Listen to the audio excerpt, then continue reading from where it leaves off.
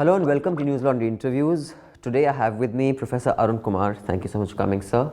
Many of you may already know who he is because he was frequently on several television panels during the demonetization debate, but also before that. He is the country's leading expert on black money. He has written extensively on it, done a lot of research on it, and most recently he's written this book called Understanding the Black Economy and Black Money in India. So in case you haven't picked it up, I've read it. And it's a really interesting read, and it actually busts quite a few myths that I had in my head also, which we will uncover in the course of this interview. We'll get into this book, but before that I had, one question. Yeah. Now that the numbers are out, okay, it's not the final numbers, but it's the, the projections, and the claim is that demonetization hasn't slowed down growth. Right. Or it hasn't slowed it down significantly. Yeah. Why do you think that is? Or do you think that is purely because what we'll come to later, how they calculate agriculture? It's not calculated how many money is, how much money is in hands, how much has the produce been. Yeah. How would you explain that? So, we have two major sectors in the economy. One is the organized sector, the other is the unorganized sector. And the data for both comes with a time lag, but the organized sector data does come. Now, we assume that the unorganized sector is behaving exactly the way the organized sector is behaving. But the big effect of demonetization was on the unorganized sector. So when we assume that the organized and the unorganized sector are going exactly the same way, then we are doing violence or injustice to the method. Because the method should have changed. We should have, said that unorganized sector is moving differently than the organized sector and therefore calculated differently. Now, when you don't do that, an unorganized sector is 45% of GDP. So if that sector is declined by 40 to 50%, as many reports suggest, then that is not taken into account. And in fact, if the organized sector continues to rise at 5% or 6%, then we are assuming that the unorganized sector is also rising at 5 to 6% rather than declining. But will those numbers ever show up, whether directly or through a domino effect of consumption, in rural India? If they will, when will they show up? Will it reflect accurately? So data comes, for the unorganized sector separately only with a lag of 3 to 4 years. 3 to 4 years? Yes, because you see, what we do is we take ratios. So suppose we have pakka construction, like our houses and shops and so on. But then you also have a lot of unorganized sector housing, like in slums and so on, right? Now that we assume is exactly in the same ratio as the organized sector housing, okay? So if the unorganized sector housing is declining because people are not able to construct, then that is not captured. Similarly, if you have services sector, you have dhabas and you have restaurants. Now, if we assume that the restaurants are doing exactly the same way as the dhabas are doing, then we are making injustice, to the dhabas, because the dhabas demand may have declined. Similarly, in transport, so all the unorganized sector, which is 45% of GDP, that is not getting captured at the moment, and that data will come with a time lag of 3 to 4 years.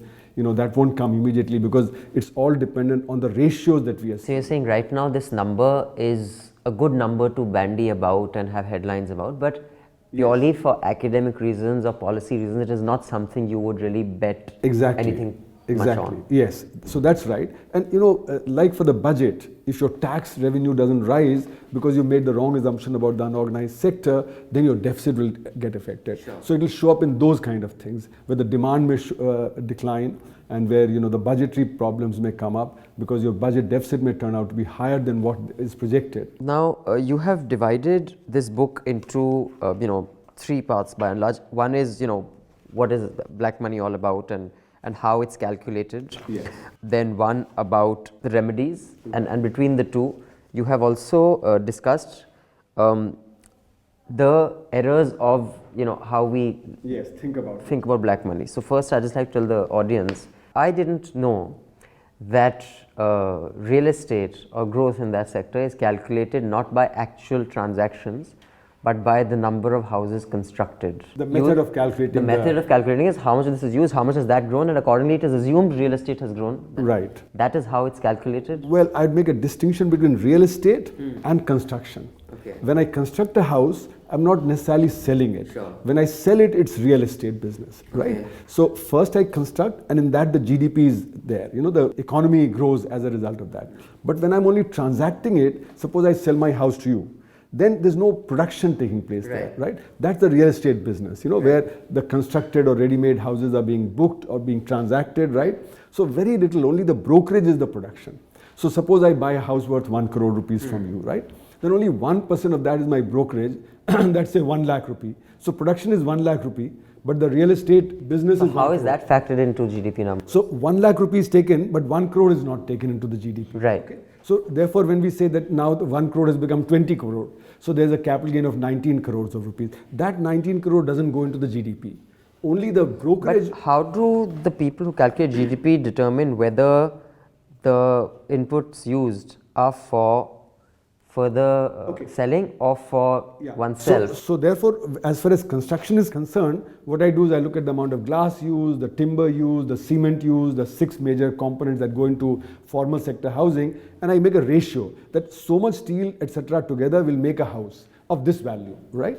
So knowing how much of steel, etc. is being used, I can work out how much construction is taking place. But you can't work out how much much real that estate? construction is actually for further sale or for... No, so that you don't know. So that you need brokerage data as to how much transactions taking place. So you have the registrar's office, from registrar's office you know In how which much, case, that in any case will be discounted by 50% because the black-white real estate, when you purchase... A, that, and B, that is not a production. And therefore, that doesn't need to be even calculated. Okay. So that's only for the purposes of circulation. So I have my black, I transfer it to you. You get the black, you transfer it to somebody else. So I have to generate black somewhere and transfer it to you. So where it's generated, it should be counted there rather than in this transaction. So these are called capital gains. So capital gains are not counted because these are called transfer incomes. So what are in production are called factor incomes, and only factor incomes are counted. That's why even though the black money report that was prepared by the ministry called the white paper on black money, that said the biggest generator of black income is real estate. Right. My argument is the biggest circulator of black income, but not the generator of black income.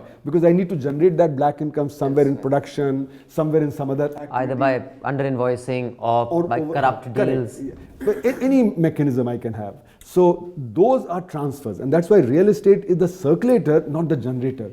And we have to tackle the generation part of it. Okay. The second thing is that you have in the book said that the black economy is at 62% of GDP or 93 lakh crores This year.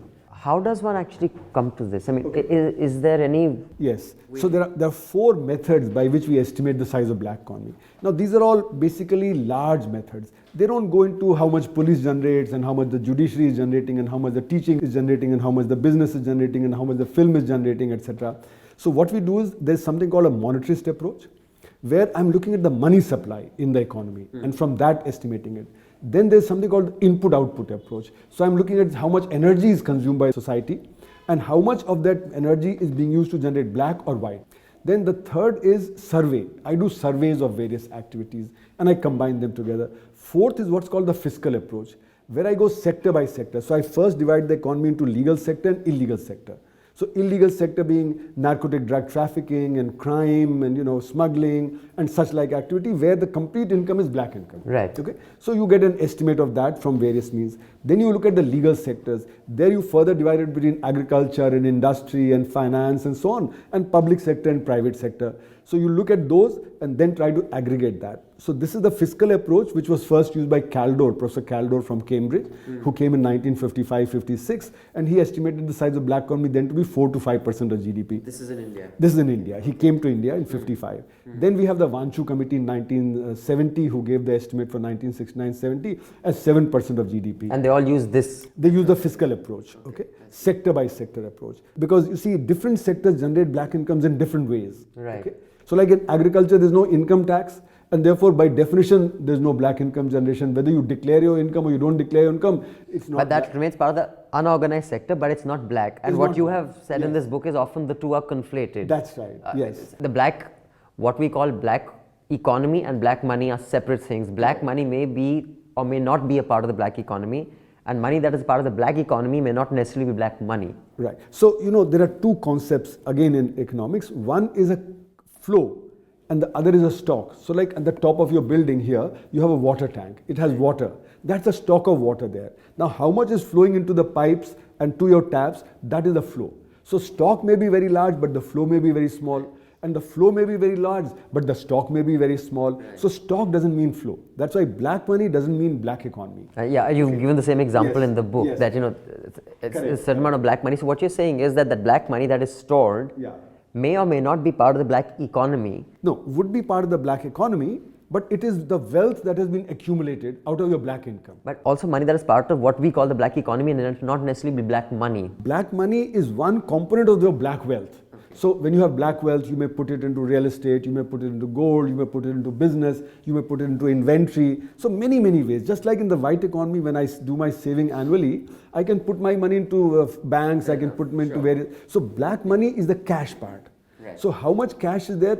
1% of the black wealth, because I don't earn any return on it. So the rest is invested in other ways. The rest is invested in all kinds of And you things. also have said that most people have overestimated how much is lying overseas. Yes. Why do you think that is? And I mean, what evidence would you have to say that the overseas wealth is overestimated? Okay. So my estimate, we have done an estimate between 1948 and 2012, and we find only 10% of the black income generated in India goes abroad every year. How do you come to that? So we have estimated by what is called the partner country data. So how much under invoicing, over invoicing is going on. Suppose you're sending, say, electronic goods to USA.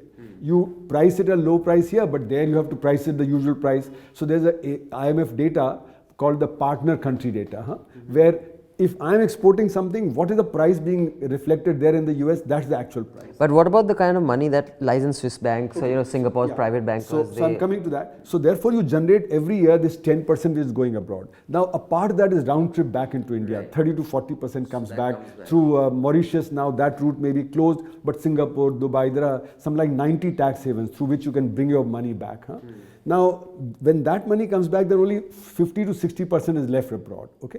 Out of that also you make consumption. You send your children abroad for vacation, you do health, you buy a yacht, you buy diamonds and so on. So what is left in liquid form is a very tiny amount. So our estimate is that the loss to the country between 48 and 2012 may be about $2 trillion. But that includes the interest that would have been earned. Right? But if you brought back the money back to India, then the interest is also not earned. So it's an estimate of $2 trillion.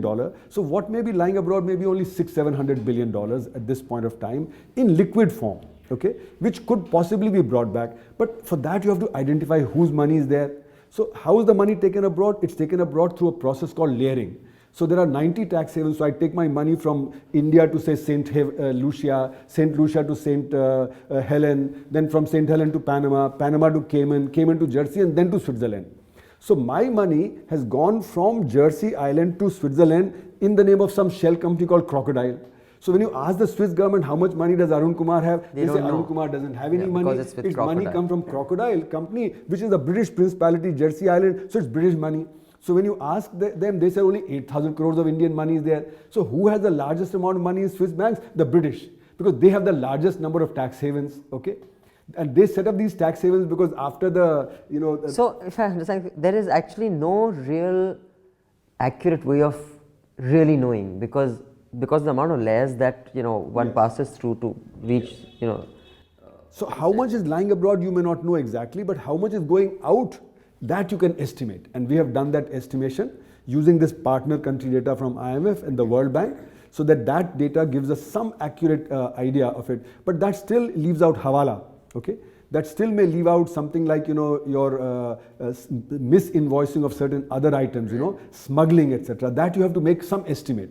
But in trade, what is going out and coming in, that you can get at. Yeah. Okay, I would just like to come to, the viewers can pick up the book and read in detail many of the things that you've spoken about. I want to come to part 5, remedies, which you divided into short, medium and long term.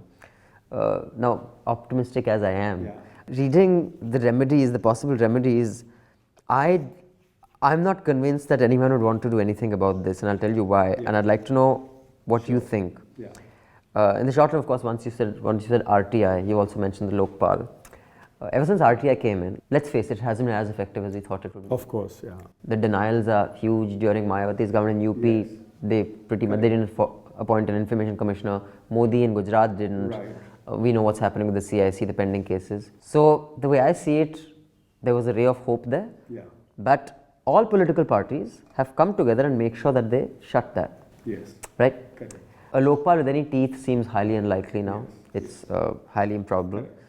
These were the short-term measures. In the long-term measures, you had, Also, Hawala was a short-term measure that you can take because you track Hawala houses, So like HSBC case, even though HSBC has denied it, but HSBC was known to be doing hawala when you interviewed people, etc. So, what I'm saying is there are certain short-term measures, but where does the problem arise? The problem arises that you had at least 40 committees and commissions over the last 70 years which have gone into the problem. They made thousands of suggestions, and hundreds have been implemented, like voluntary disclosure schemes, like reduction of tax rate. We used to have 97.5% highest tax rate in 1971. We brought it down to 30%. Most of the controls in the 80s, etc., are gone. MRTP, FERA, small scale realization, licensing, etc. And yet the black economy is growing. The reason is that it's actually political. Yes. Okay, and this is where we have to affect it. That's why the long term is very important, because without the structural changes, the short term measures also will be only marginal. And in your remedies, political reform is a long-term reform, and reform of businesses, because you see businesses have to be accountable. Corporates, Yes, corporates. As we saw in Satyam's case, we had a fantastic board of governors, including former cabinet secretary, dean of IBS, and so on, and yet there was no accountability. So board of directors have to be made accountable in businesses. Similarly, judicial accountability is very crucial, because there are a large number of cases that are stuck in the courts, and that leads to contempt of court. Contempt of justice, because I can get away. My case can last for 15, 16, 20 years. So therefore, what I suggested is the short-term measures will work only temporarily unless the long-term measures are also put into place. So you see, given that it's a political problem, political reform is very, very crucial. Coming to the long-term measures, what I understand is that as an economist, and economics doesn't assume human behavior based on person's goodness of one's heart. Yes. Is in self-interest. Yes. Now we saw demonetisation. Modi ji wanted to make India digital, but we didn't see any such reform coming for the UP election, Punjab election, saying that all political parties would only spend money digitally. Yes. Their money was spent like water. We saw the hoardings. Correct. We all know what happened. So while you'd want digitization for the rest of the Aam Aadmi, you don't want it for the political parties. That is because it is in their self-interest. That is how they fund election. That is how they make money, and not just this party, any party. Right. So what I understand is it is not in their self-interest to correct this, but they are the only ones in a position to correct this. So if I were to just take that logic forward, if, as economics assumes, people act in self-interest, and it is in the political party's self-interest not to deal with black money as a problem, then it will never be dealt with. You're absolutely right. So there are two things I would say. One is, because the black economy leads to tremendous inefficiency, the country's been losing 5% rate of growth since the mid-70s on an average. So today the Indian economy could have been a $15 trillion economy instead of a $2.2 trillion economy. So we are losing some like $13 trillion of development every year. So each one of us would have been 7 times richer. Instead of having $1,500, $1,700 per capita, we would have been at about $12,000 per capita. So therefore, it's in the nation's self-interest to actually tackle the black economy. But not in the political parties. So I'm coming to that. So now the political parties are part of the system which has a short-sighted this thing that black economy helps them. Okay, and that's why they won't do it. So who can do it? The public. As long as the public votes for the corrupt, we see it all the time that large number of criminals and others are getting elected, and more of them are getting elected. So unless there are movements which check this political system, and that's why you see India's had many movements, like the Navnirman movement in Gujarat in 73, 74 JP movement, Bofors time there's a movement, Harshad Mehta time in 93 there was a small movement, then the dot-com boom when it burst in 2001 there was, and then the Anna Hazare Ramdev movement. But no movement is sustained, Only when movements sustain would the political pressure be sustained. At the moment, the political system knows that if a movement comes up, how to undermine it. But movements are the only way that politicians will be in check, because then they know that their vote depends on it. At the moment, they know that they can get elected because my corrupt man is better than your corrupt man because he will do my dirty work, right? So therefore, corruption and black economy have got marginalized or normalized. Corruption is not an election issue. Yes, because every party marginalizes that issue because they are themselves, and people now expect that. Only movements will change that consciousness. So political reform comes with movements. Political reform doesn't come because the political parties want to reform. Political parties have short-term view. They want to get to power and help their friends, right? So that's why when the election expenditure limit today is 70 lakhs of rupees, they may be spending 7 crores or 15 crores, and that money is coming from the corrupt and the others who know the quid pro quo, who want a quid pro quo. So, for instance, in my previous book, I had done a survey of 15 members of parliament in 1998 election who'd won the elections. And they said that they're spending 1.29 crore when the election expenditure limit was 15 lakh. And bulk of that was illegal expenditure. Right. Like you'd hire gundas, you'd distribute food, you'd distribute saris, you'd distribute kambals in the last 3 days. So 35% expenditure went in that. Then you have vote bank politics, so you buy vote banks. So all this is illegal expenditure. That's why you see it's the vested interests who get together to elect certain people so that they can then benefit out of it. Now, as long as that is the system, then public interest is nowhere there. Right. So public interest will come with movements. And corporates are also no less guilty because the market is warped. While we may have got rid of many of the other rules that you spoke about, the fact is that to really succeed in business, you have to have the government on your side. Correct. Or you can't succeed. I mean, this whole myth of the market in India, in my view, is bullshit. Correct. Which is why everybody falls in line. No matter what budget, everyone says a very good budget. From Manmohan Singh's time to now. Correct. So it's not in the corporate's interest. Yes. It's not in the politician's interest. Right. It is not in the interest of many of the others, like you said in your book also you've spoken about. It's not like Mayawati will be any better for corruption than others because then her vote bank says we are being serviced. Right. In BJP's time, their vote bank says we are being serviced. So there is always, it's going to be this fractured. Yes, correct. So what makes you think it will change? Because so only movements. No, but even that will not, because historically it hasn't changed, but the movement is also a very small minority. The most influential members, I'm talking about politicians and corporates, it's not in their interest to change it. So well, in the long-term interest it is, but not in the short-term interest. Because if suppose Indian economy is 7 times larger, each one of them would be 7 times larger also. So, say if Mr. Ambani is $22 billion, if the economy is 7 times larger, he'll be $150 billion and richer than Bill Gates and so on. So in the long run, it's of interest, but we are all like, But if I take it the other way, maybe he wouldn't be the richest man in India if it was pure market working. If Dhirubhai Ambani, the famous, he knows how to manage the environment. Correct, yeah. So he may not have been relevant at all. Well, that's true, that, some people feel that, this is the only way they can do it.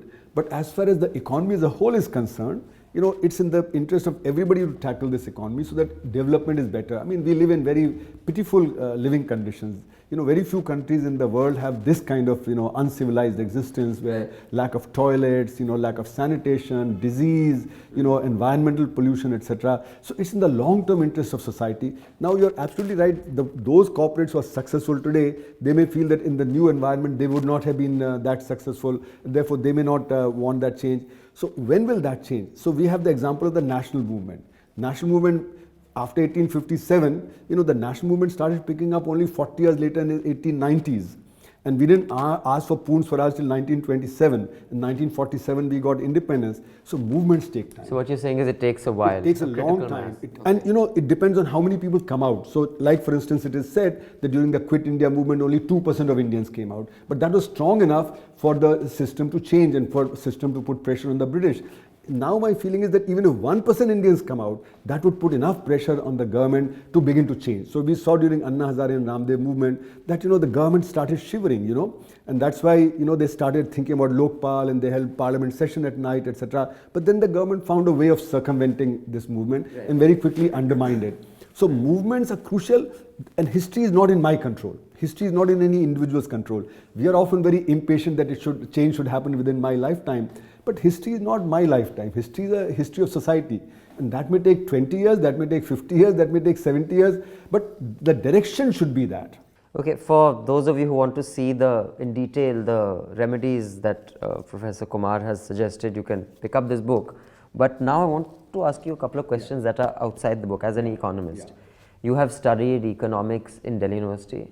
You went to Princeton? JNU. I went for physics. I was doing physics at the Delhi University and Princeton, and then I switched to economics. Oh, I see. So you were in Princeton doing physics, and then you switched to economics when you came back to JNU. Many say that economics is not a science, it's a philosophy. And depending on your philosophical position, you can choose the data, the methodology to reinforce your philosophy. Correct. In universities and colleges where economics is taught, how does the political environment in a college determine what students learn there? So you see, like you said, economics, like in social sciences, has many schools of thought. Because what is the fact that you're analyzing? Huh? So there's this book, in history, What is a Fact, by Carr. Now, what he says is that, there's a bridge, say the Old Delhi Bridge. Every day, a lot of people are crossing it. But one particular incident when the British crossed it, may be more important, So how do you pick your facts to analyze? So the same data on inflation, same data on growth may be picked up by different people and analyzed differently. And that depends on your school of thought. So you could be a Marxist, you could be a Keynesian, you could be a neoclassical economist and so on. So there are many schools of thought. So your picking of the facts and the analysis of the fact depends on the school of thought that you come from. Okay. What school of thought do you come from? Well, I come from an eclectic I believe in Gandhian thought, that, in the long run, we have to think about principles. In the short run, we can do very little. And in the long run, we don't know where we are headed. So only principles of society, like, Gandhi's principle of last person first. If that is adopted, then we'll have democracy. Right. If we say that there's enough for everybody's need but not for everybody's greed, which Gandhi took from Tolstoy, then that's an environmental principle, because consumerism is what is impacting our environment. So if we all restrict, and he said there should be voluntary poverty. I can't tell you to be poor, but I can voluntarily accept that I must not consume. Okay, nobody can preach to me that try and not consume, because then I'll rebel. Sure. But if I understand why the environment is affected, then I'll do that. So there are many of these Gandhian principles that are very crucial for the long-term interest of society, and that's all we have, these principles. But how does the college environment determine? Okay, in India, what has happened is, unfortunately, the colleges and universities, most of them are what I call deriving the knowledge base from the West and recycling it in the Indian context. So I call most of the Indian economists and most of the Indian intellectuals as derived intellectuals. We take the knowledge base from there, and that's exactly what Macaulay wanted in 1835 Minutes of Macaulay. He said, look, there's no education, there's no learning, there's really no knowledge in the Orient, which he meant India and China. So we will give them the knowledge. So we'll teach them in English so that we can then pass on our knowledge to them. And that has meant that we have been borrowing from there. So our problems are distinctly our problems, but we borrow from them. And that's why, I'm not Marxist, I'm not this, I'm not that, because I believe Indian problems have to be solved by Indian means. So because black economy is not studied abroad, so in India also, apart from me and a few of my students, nobody studies the black economy. Okay, even though it's very crucial for understanding. In the West, it's not, so they don't spend that kind of time. It's 1% in Sweden, it's 5% in US, it's 5% in UK. So for them, it's really not that material. Sure. So therefore, we have all become derived intellectuals. So what the environment in our Indian universities is that we learn by rote, because research is not being done by most people. Only when you do research do you generate new ideas, and new ideas are needed by society. So I call our solutions as non-solutions. Because each solution that we pick up creates 5 new problems. So like, look at the urbanization pattern. That I get what you're saying, but don't you think there is certain inevitability to do that? Because even culturally, if you say that our problems are our problem, and I'd assume knowledge is like this pool where everybody contributes irrespective of country, ethnicity, and you take it from there and do what you will with it. I read an article just a few days ago that India keeps claiming that I think it's in The Economist, that it invented the zero, but it has yet to prove it. So now even that is being questioned. Yes. But whoever came up with it, someone used it and then used it. Correct, yeah. Took it a step forward. But considering historically, we have not had a culture of documenting stuff. It was, when you say by rote, it was an oral tradition. Even now, and that is manifest in how our national archives are maintained. If you ever go to that office, you can see how they do it. Yes. There is no respect given to documenting stuff accurately. Right. So, Macaulay wouldn't have to do anything. Where would we get our knowledge from? There is no way I can get it from anywhere else than a culture that believes in documenting and organizing it. So we also had very good libraries and so on, Takshila, Nalanda, etc. So we also used to document, and that's why these Tampatras, where the shlokas and the knowledge was kept, etc. So it's not that we never had it, you had the court historians, who'd write, like Akbarnama and so on, who'd write what was happening during those times, etc. So it's not that we didn't have it, but it's somewhere we lost the idea that ideas have to be generated. My mother is a historian, so I used to ask her. So she said in 7th century AD, the Brahmins, who were the pinnacle of the society, they started saying we have all the knowledge that there is.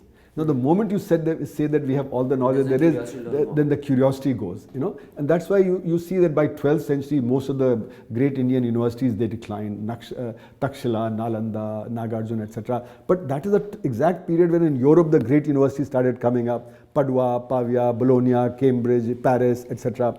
So there the curiosity rose. Here the curiosity started coming down. So you see, for instance, do you think Brahmanism is responsible for the demise of? Well, it's societal. It's not just Brahmins in that sense, but it's societal. That somewhere society lost that curiosity. So we don't generate our own ideas. While you're right that pool of knowledge is the same, but how it applies to a given society is different because each society's stage of development is different. Each society's needs are different. Our culture is different. So we need that knowledge in a different way. We need it in our own way. So pool of knowledge by itself, so like science is the same, if you throw a ball it will fall down. Yeah. But how will that used in your technology will depend on what your view about society is, culture and society. Sure. So it is that which will give us our own unique thing. Now that's what I saw at Princeton. There was a unique kind of a way in which you looked at things. You looked for new knowledge. So there at a very young age, while doing PhD, I did some original experiments. Whereas here at the PhD level, you do the same experiments that are being done abroad and you try and replicate them.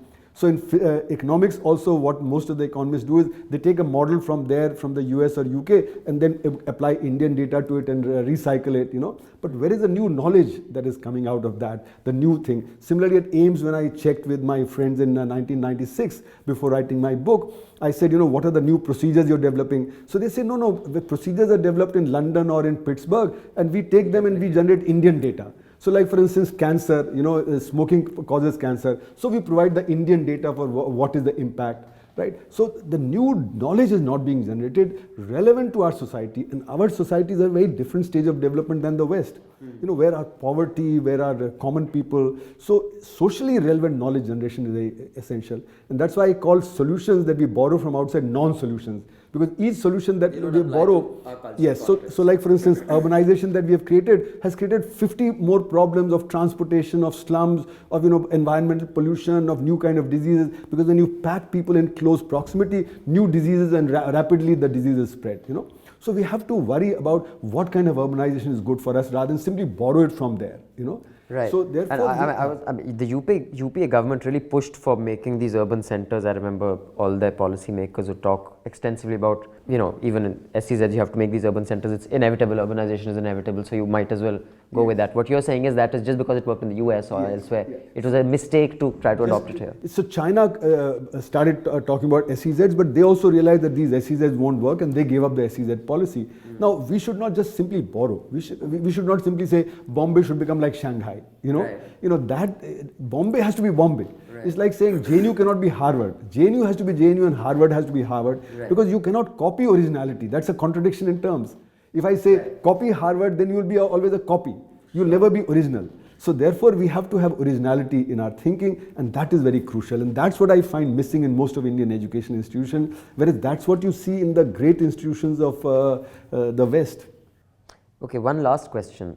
This has to do with the political turmoil we're seeing everywhere with Brexit and Trump and the protectionist policies. When I was younger, we were told that there are no losers in globalization. Yes. Even Mr. Bhagwati kind of suggests that in his book. Correct. And at that time, that seemed the conventional accepted knowledge because the West was pushing that because they wanted more markets. Right. Now it appears there are always losers. I don't know whether they lose in the long term, but in the short term, there are always losers. Do you think the world has been fed a myth for the last 4 generations and Brexit, Trump, protectionism is an outcome of that, and now that the West is saying actually no, it does have losers, where does that leave economies like ours, where he may be a very good man and all, Manmohan Singh and his like, they have taken India down a shit way which now is being rejected. What do you think? Is globalization a zero-sum game that there are no losers, or there inevitably will be losers? So, globalization is a long-standing process. First thing, we must appreciate that. But the question is, what kind of globalization? So you see, when Buddhism went from India to Japan, that was also globalization. When Bali became a Hindu island so far away, that's also globalization. We used to trade with Southeast Asia and Arab countries and so on. So globalization is a long-standing process. But what happened was colonization. For India, it became a one-way process where everything was received and very little was contributed. Okay. Now it is this one-way globalization that has been affecting India. So who's dominating? The bigger countries, the well-developed countries, the OECD countries, they have dominated this process of globalization for their own self-interest. And within that also, it is the interest of the elite. So I call globalization the elite of the world. The elite of the world are getting together. And they have been feeding this that it's good for everybody. Okay? But clearly there is a differentiation because it's very narrowly conceived. It's what was called the Washington Consensus by Williamson in 1989, that there was a consensus amongst the various global institutions like IMF, World Bank, etc., including the OECD countries, that this was good for them. But good for them meaning what? Good for their elite. Okay? So the marginal people got marginalized because one of the principles of this marketization process is called dollar vote. So what is dollar vote? If you have $1 and I have $1 million, I have 1 million votes, you have one vote. Okay, so who determines the market outcome? Those who have the larger amount of dollar. So in the world, the US dominates because its small population contributes 20% of the world's GDP, whereas India with a much larger population contributes to only 2% of the GDP, right? So therefore, one American equals 40 Indians because their per capita income equals 40 times our per capita income. So there is going to be a marginalization because this is not democracy. It's not one person, one vote, but $1, one vote. So those who have more dollars will have more votes. Now this is the process that has been going on, and as a result that those who were marginal in the market became more marginalized. That was true of the US, that's true of the Europe, that's true of India, that's true of Africa and every country. Now as long as this anti-democracy or undemocratic process is on, this process will be there where the income distribution has become very skewed. So as Krugman wrote in 2005, the data that had come out from Census Bureau showed that disparity in the US had become more than what it used to be in the 1920s before the Great Depression. So therefore, the whole system post 1975. As of now, worldwide inequity is highest as it's been ever in the history of civilization. And that process started after 1975 when the Reaganism and Thatcherism came, when the new consensus on the market principles came, where speculation was encouraged, greed was encouraged. So greed has been raised to a new high pedestal. It's not that greed never existed. Greed always was there. But now it's been made into a virtue. So and therefore the bubble was created, this big bubble of financial... and the frequency bubbles also became closer together. So this huge bubble collapsed in 2007-8, right? Then the real crisis came because at that point wealth effect was taking place. With the stock market was rising, the middle class was consuming more. But once the stock market collapsed, then suddenly the consumption collapsed, suddenly the employment collapsed, etc. And that created a huge crisis. Now that has been converted into a kind of xenophobic situation where in the advanced countries people are saying because these migrants are coming in, therefore our employment is less. Jobs shifted overseas. Jobs are shifted to overseas, to India, China, etc., to manufacturing, etc., etc. So the crisis of each society is manifesting itself in Brexit or in Trumpism or in other forms, like in Europe also the right wing is moving ahead. Sure. So this one-way globalization based on entirely the market principle and the state retreating. You see, the welfare state, which came after the Second World War, actually tended to level out things, tended to and provide a safety net for much of society. So even the World Bank recognized that these policies that they are producing actually were making people fall below poverty line. That's why they propagated the safety net idea, that you need a safety net to prevent people from falling below. Now the new technology is even more disruptionist. So like for instance, these driverless cars and driverless trucks that are going to come will displace millions of drivers, So the ILO report is that in India, that the 60% of people who are employed will become unemployed. Now where will they go? Because of this new technology. Over the last 4 decades, the conventional wisdom has been, at least the economists who made the mainstream, the mainstream, that globalization is a good thing and everyone's benefit. Now, of course, it's not necessarily the case. Where do you see the next 3 decades? What is the conventional wisdom and the mainstream wisdom of so now, you see, what's happening is that there are 2 streams. So you have Bernie Sanders on the one hand and Corbyn on the other hand coming up because they are reflecting from the left this thing that the labor and the poor, etc., are feeling. And that's why Corbyn could win. That's why Bernie Sanders did quite well in the US, etc. But on the other hand, the right also saying exactly the same thing. So if you heard a speech of Trump and you heard a speech of Bernie Sanders, they're very similar because they're raising similar issues from two different perspectives. But their solutions seem to be different. But the solutions are very different in the sense that they would operate on it very differently. Who would they energize and who would they, bring So now, into do you see the general mainstream consensus now being anti-globalization? Well, from the left and the right, it would be like that, okay? So that is what is going to happen. And I think the European elections are coming, very crucial elections. Netherlands has already had it, then France and then Germany and so on. Italy is also having a lot of its own problems. So I think from the mainstream, the rich economies, there's a different consensus that would emerge in the coming days. But how that would play itself out is not very clear at this point of time, because it might lead to turmoil rather than to a very well-defined path the economies may take. But India has to be very cautious because we are at the receiving end of this entire process of marketization. So in India, we have to be much more careful because our situation is not that of the US or UK, etc., where they have a lot more, sort of resilience to tackle this problem. But in India, our poor don't have that. And also the social fissures aren't as high there. I mean, Yes. the likelihood of an armed rebellion happening in places where stomachs are full is lesser than when people have nothing to lose and are starving to death. Correct. So, already you can see, the well-off sections like the Patidars and the Jats and the Kapus and the Marathas, they're already protesting for the last few years because their youth is not getting employment, and therefore they're protesting that, so you have this classic case in 2015 where in UP 368 jobs of peons were advertised and you got 23 lakh applications, of which 380 were PhDs and 2 lakh were BTech, MTech, BCom, MCom, whereas all you required was a 5th class degree and riding a cycle. So you can see the kind of desperation of the youth. This desperation of the youth is everywhere.